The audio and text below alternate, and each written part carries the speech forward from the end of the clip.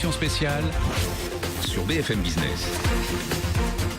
Michel Sapin, Emmanuel Macron qui rencontrent donc leurs homologues allemands à Berlin, Wolfgang Schäuble et Sigmar Gabriel pour évoquer la manière de sortir la zone euro de l'impasse, relancer le couple franco-allemand autour de grands projets d'investissement, de réformes structurelles également. Voilà ce qui est au menu de cette rencontre. On attend leur conférence de presse d'ici quelques minutes et on est en plateau pour en discuter avec le patron de Morningstar en France qui est avec nous pour le regard un peu marché. C'est donc le patron de Morningstar avec nous, dont j'ai oublié le nom. Veuillez m'excuser, Jean-François Bay, pourtant habitué de l'émission. Bonjour Jean-François. Bonjour. Et Benahouda, oui, très bien vu. Benahouda Abdedaïm, Emmanuel Le Chypre et Mathieu Jolivet qui suit pour nous ces questions de finances publiques et de budget et ces questions européennes au sens large. Pour BFM Business, justement, Jean-François, on commence avec vous. Là, les marchés sont en train de reculer de 1%. Est-ce que dans le contexte de marché actuel, c'est une rencontre qui intéresse les investisseurs ou est-ce qu'on n'est pas du tout en train de regarder ce qui se passe aujourd'hui du côté de Berlin quand on est acteur de marché là? Alors c'est typiquement le genre de rencontre qu'attendent les investisseurs. Je suis pas sûr qu'il en ressorte grand-chose, mais c'est un petit peu ce qui manque actuellement sur les marchés. C'est-à-dire que je vous rappelle que la BCE elle nous a expliqué depuis le mois de juin que la conjoncture en Europe était plutôt mauvaise et elle nous a aussi expliqué qu'elle ne pouvait pas gérer et sortir l'Europe de la crise toute seule et qu'elle avait besoin des politiques, elle avait besoin de politiques budgétaires. Et donc on attend justement ce deuxième effet, les déclarations des politiques. Malheureusement, ça a été plutôt, je veux dire, soit neutre, soit complètement absent, soit négatif. J'en veux pour preuve les déclarations d'Angela Merkel qui nous a sorti la semaine dernière. La crise n'a pas été surmontée définitivement. Donc c'est le genre de déclaration qui redonne un peu de crise et qui remet de l'huile sur le feu. On a besoin au contraire de visibilité sur la sortie de crise. Est-ce que ça va être plus d'austérité, plus de relance?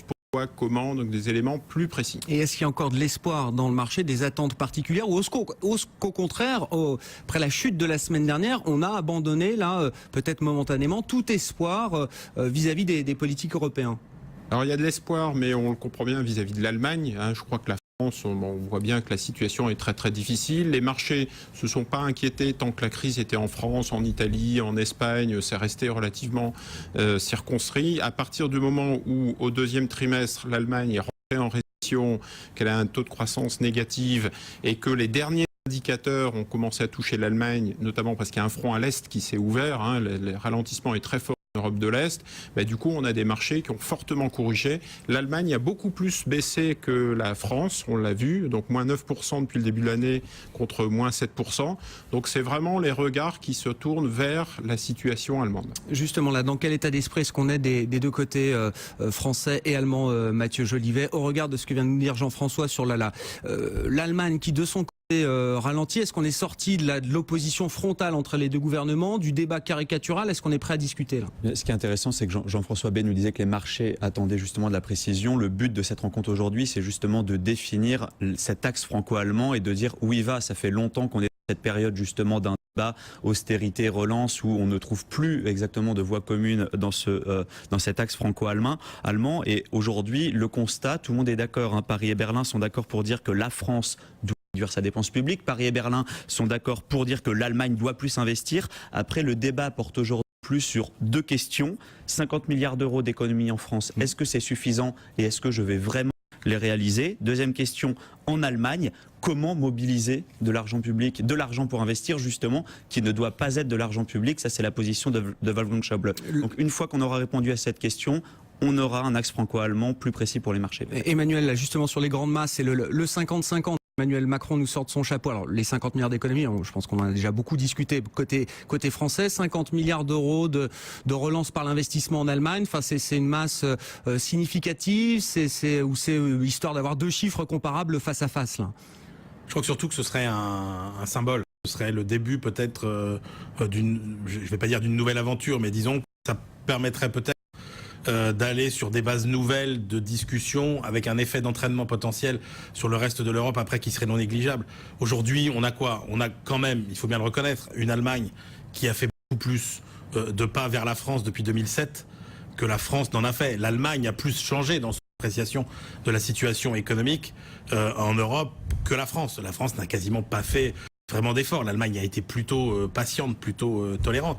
Alors la difficulté, c'est ça, c'est qu'il ne faut pas oublier aussi l'histoire. Hein. Rappelez-vous, Bonn, 1978, tous les grands pays industrialisés sont réunis. La demande vis-à-vis de l'Allemagne est exactement la même qu'aujourd'hui. Il faut relancer la croissance. L'Allemagne fait l'effort de faire 1 point de PIB à l'époque de relance budgétaire. Et qu'est-ce qui se passe ? L'Allemagne creuse ses déficits, l'Allemagne se prend juste derrière le choc pétrolier de 1979 et se retrouve avec des déficits extérieurs. Pour les Allemands, pensez-vous, c'était catastrophique. Et donc l'Allemagne a en mémoire ce terrible échec d'une relance keynésienne qu'elle ne voulait pas faire à l'époque, qu'elle savait contradictoire avec ses intérêts à moyen terme, qui étaient ceux de vouloir assainir les finances publiques par rapport aux effets de la crise de 75. Donc n'oublions pas aussi tout ça. Donc ça fait partie des éléments qui sont dans la balance, mais c'est vrai qu'aujourd'hui, entre une France qui dépense trop et mal et une Allemagne qui ne dépense pas assez, il y a une voie de collaboration à trouver pour avoir une politique budgétaire plus efficace en Europe. On est sorti du débat caricatural aujourd'hui. Bon élève, mauvais élève et chacun qui se montre du doigt. En Allemagne aussi, on a conscience de la responsabilité qu'on a vis-à-vis de l'Europe, vis-à-vis de la France, Benahouda. On sent depuis quelques mois, depuis quelques semaines, un débat beaucoup plus nourri en Allemagne à ce sujet-là. Un livre marquant, celui du président de l'Institut de conjoncture de Berlin, DIW, qui s'appelle L'Allemagne l'illusion, qui fait beaucoup de bruit, qui estime que le sous-investissement public-privé cumulé en Allemagne est de l'ordre de 80 milliards d'euros par an. Donc on est très loin même de cette enveloppe Macron à 50 milliards d'euros. Il y a cette idée-là et en même temps un ministre des Finances, Wolfgang Schäuble, qui est, c'est un papier du Der Spiegel qui le disait, qui est dans l'objectif, son dernier objectif de carrière, finalement le summum de sa carrière, ça serait d'arriver en 2015 à ne pas contracter de dette, à un déficit public zéro, et ça ne serait plus vu depuis 1969. Ça serait là sa réalisation ultime. Voilà, des contradictions. L'aboutissement d'un mandat et d'une promesse politique faite aux conservateurs allemands. Oui, et puis d'une carrière, d'une vision. L'aboutissement d'une vie de comptable. Oui, enfin bon, c'est. Mais est-ce qu'on peut... Il y a beaucoup de comptables aussi en Allemagne. Donc, et en même temps, vous avez des politiques du tout premier plan, des ministres-présidents de région qui disent il y en a assez de ce dogme. Donc voilà, ce sont tous ces débats qui sont en cours d'arbitrage en Allemagne. Eh bien justement, on va partir à Berlin. Écoutez comment que ce débat est retranscrit par les ministres concernés. A priori, c'est Wolfgang Schäuble, le ministre des Finances allemand, qui s'exprime en premier à l'occasion de cette conférence de presse commune. Zeit gebraucht, bis wir einen gemeinsamen Termin gefunden haben. Das hat auch etwas mit der Umstrukturierung von Zuständigkeiten innerhalb der französischen Regierung zu tun gehabt. Man muss daran erinnern. En français, à moins que Benahouda souhaite traduire en direct les propos de Wolfgang Schäuble, qui est en train donc d'ouvrir cette conférence de presse commune, on vous le rappelle, aux côtés du ministre allemand de l'économie, le SPD Sigmar Gabriel et les deux ministres français Emmanuel Macron et Michel Sapin sur le débat justement qui oppose la France à l'Allemagne aujourd'hui. Peut-être Jean-François un mot en attendant qu'on puisse avoir la traduction. L'Allemagne qui ralentit, l'Allemagne qui commence à souffrir, qui voit sa croissance s'étioler justement, ça veut dire quoi? Une Allemagne qui est prête aujourd'hui à nouveau faire des concessions. On a déjà vu ces épisodes au cours de la crise. L'Allemagne a lâché sur quasiment tout quand on regarde historiquement, notamment en matière de politique monétaire, avec peut-être du temps, du retard, mais elle a fini par à chaque fois lâcher. Oui, déjà évoqué ensemble, le risque majeur, c'est le risque de la scénario la japonaise, la déflation. Donc la déflation qui touche déjà la zone euro. Quand on regarde la semaine dernière, c'est plutôt une alerte sur les marchés qui nous est donnée, des taux allemands qui n'arrêtent pas de baisser. On a été à 0,77 sur le 10 ans allemand et une petite crise déjà sur la dette périphérique. Donc si vous voulez suivre la crise en zone euro aujourd'hui, c'est plutôt du côté des dettes périphériques et des marchés obligataires qu'il faut regarder. Il y a une alerte sur les taux 10 ans grecs qui sont repartis à 9%, ils sont revenus à 7,60 ce matin. Une alerte sur les taux italiens qui sont repartis à 2,50 et des taux allemands qui restent toujours très très faibles. Donc on retrouve un petit peu le sentiment 2009-2011 et donc c'est pour ça qu'il est particulièrement important que les politiques puissent donner une direction de la visibilité au marché, montrer qu'il y a un pilote dans l'avion et qu'il y a une certaine maîtrise afin d'éviter cette déflation. Mathieu Jolivet, c'est vrai que ça fait un moment qu'ils n'ont pas été remis sous pression par les marchés comme ça, les politiques européens. Ça fait longtemps qu'ils n'ont pas été remis sous pression et aujourd'hui, est-ce qu'on voit que c'est Wolfgang Schäuble qui prend la parole en premier. Ce sera intéressant quand même là de voir ce qu'il va dire parce que c'est une position politique assez complexe à comprendre quand on est en France, qui est assez schizophrénique parce que d'un côté on entend Angela Merkel par exemple il y a 2 ou 3 semaines quand Manuel Valls va la voir à Berlin.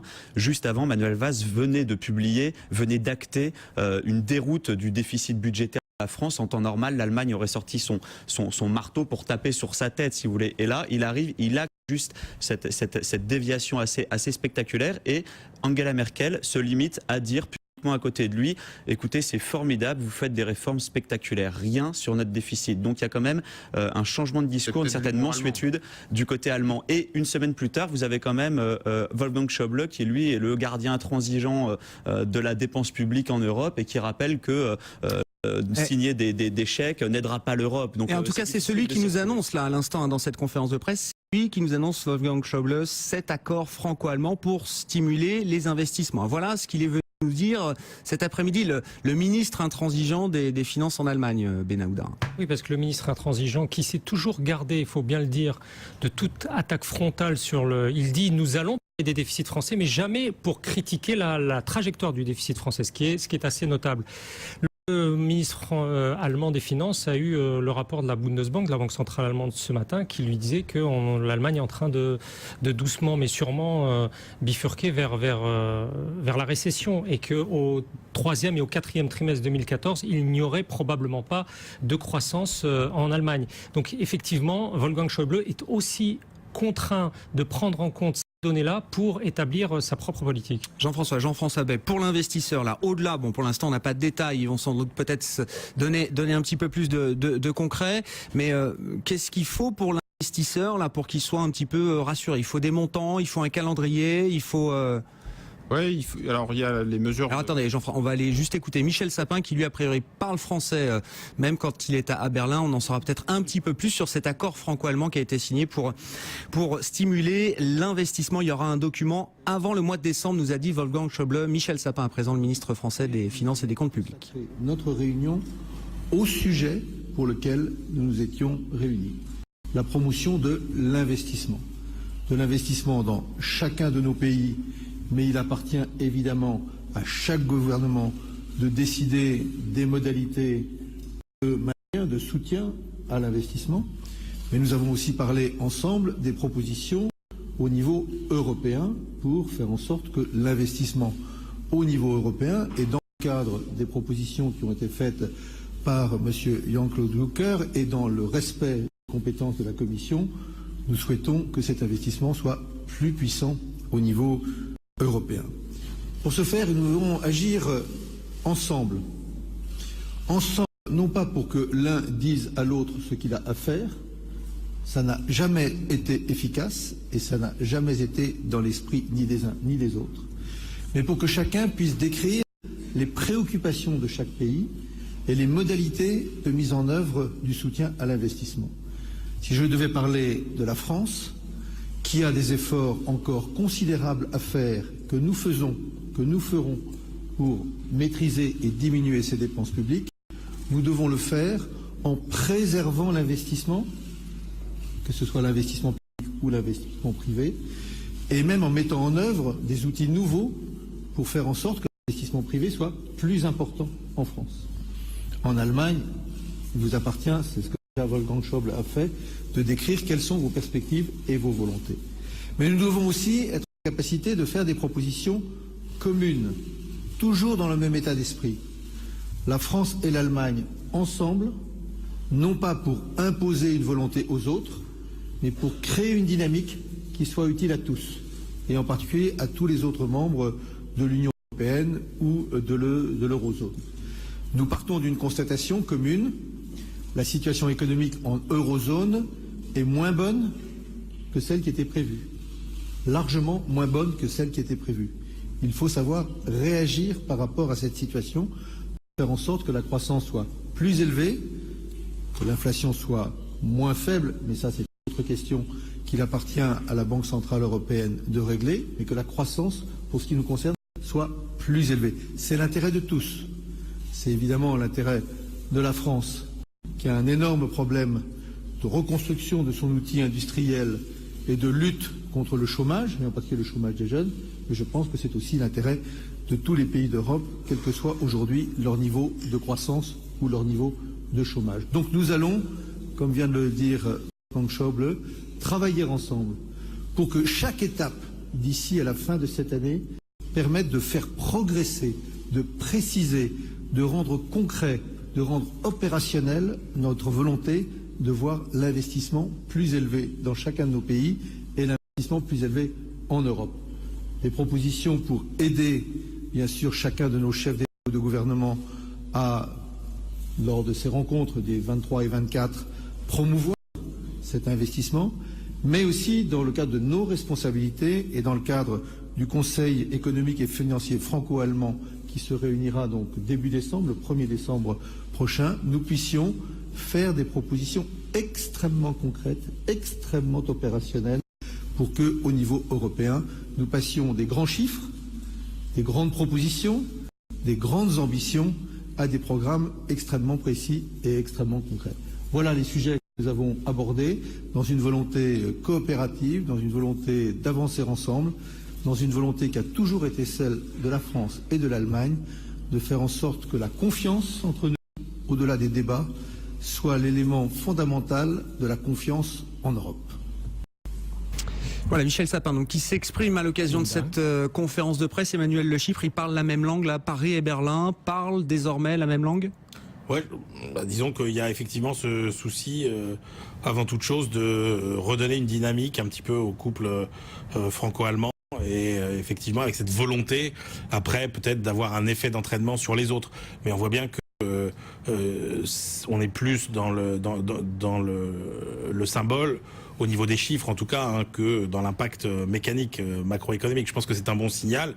Après, je crois que les sommes qui sont mises sur la table sont effectivement des sommes qui sont des produits d'appel, j'ai envie de dire, entre guillemets. Bon, et ça se rajoutera aux 300 milliards de Juncker. Enfin, comment tout ça peut s'articuler Nouda, parce qu'il y a plusieurs idées sur la table, hein. Il y a cette initiative franco-allemande avec un effet d'entraînement sur les autres partenaires européens. Il y a les 300 milliards de Jean-Claude Juncker.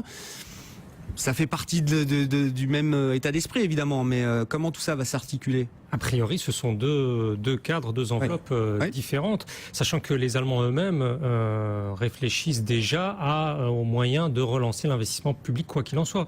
Le Wolfgang Schäuble, tout récemment, a rencontré des parlementaires allemands en leur disant les excédents de la protection sociale, actuellement on est à 7 milliards d'euros dans les excédents de la protection sociale, on pourrait dégager quelques centaines de millions d'euros, voire 1 milliard d'euros sur le financement, sur les dotations de l'État à cette protection sociale pour construire des routes. C'est vous dire si vraiment il y a malgré tout des réflexions pour mener vers cet investissement. Mais là, encore une fois, on en reste à des déclarations de principe, même si elles sont louables.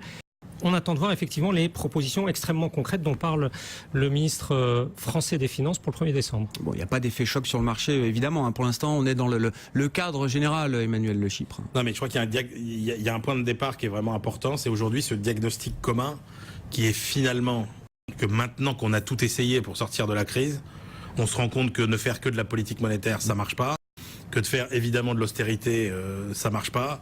Et que la seule façon qu'on aura finalement de rembourser ces fameuses dettes, c'est de faire de la croissance. Et ça, pas d'autre solution. Il y a 4 leviers en général. Soit quand vous voulez réduire votre dette, soit vous faites de la croissance, soit vous augmentez vos impôts, soit vous réduisez vos dépenses, soit vous espérez qu'il y aura plus d'inflation. On voit bien que à la fois sur les dépenses, on ne peut pas faire grand-chose. Sur les impôts, on est au taquet. Sur l'inflation, on la maîtrise pas et on voit bien qu'on est plutôt sur des pressions inverses. Donc c'est ça aujourd'hui. Et qu'il y ait consensus quand même sur cette idée qu'il faut relancer l'investissement en Europe, au moins c'est quand même une base de discussion intéressante et prometteuse. Bon, et cette déclaration là sur les investissements, c'est intéressant, elle intervient symboliquement le jour où la BCE commence concrètement à mettre en œuvre la première phase de son QE, on va dire. Elle commence à racheter des titres privés aujourd'hui. La politique monétaire a eu un coup d'avance sur la politique budgétaire et aujourd'hui on annonce ce cadre pour l'investissement. Ça peut être suffisant, ça peut être rassurant, ça peut convenir aux investisseurs. Jean-François? Alors c'est pas totalement suffisant parce qu'on avait en tête 300-400 milliards et les marchés attendent beaucoup plus pour relancer la machine. Je pense qu'il y a un peu 3 niveaux de lecture. La semaine dernière, ce qui a un peu déclenché les feux aux poudres, c'est d'une part des inquiétudes sur la croissance mondiale. Le FMI sort en fait un ralentissement de la croissance mondiale pour la 3e fois, particulièrement la zone euro, mais pas que. La Chine aussi sans doute a annoncé une croissance de 7,2% au 3e trimestre. Donc on voit que c'est une inquiétude générale, pas qu'en zone euro. Le 2e niveau, c'est la zone euro, on en a parlé avec l'Allemagne en particulier, donc ils vont être obligés de sortir un peu du bois, c'est quand même la locomotive de la zone euro. Alors on peut en feindre d'en être l'organisateur et les Français dire voilà c'est un peu grâce à nous, mais n'empêche que l'Allemagne, je pense que dans tous les cas, aurait sorti un plan d'investissement pour relancer la machine, notamment parce que je le disais tout à l'heure, le Est est en plein ralentissement. Et puis en 3e niveau, très franco-français, on parle d'austérité. La France n'a pas vraiment mis en place une politique d'austérité. Les Allemands n'ont qu'à reprendre en fait les déclarations de la Cour des comptes il n'y a pas très très longtemps. On voit bien que la France n'a pas vraiment fait d'efforts. Et donc, la Cour des comptes pointe du doigt la faiblesse des recettes, l'augmentation des dépenses. On a la dette publique qui a le plus augmenté par rapport à la moyenne européenne. On a aujourd'hui une dette publique qui est au-dessus de la moyenne européenne. On a des dépenses publiques qui ont cru en France alors que ça a baissé en Europe. Donc on voit bien qu'on est le mauvais élève et qu'il faut absolument faire des réformes structurelles. Bon, c'est le ministre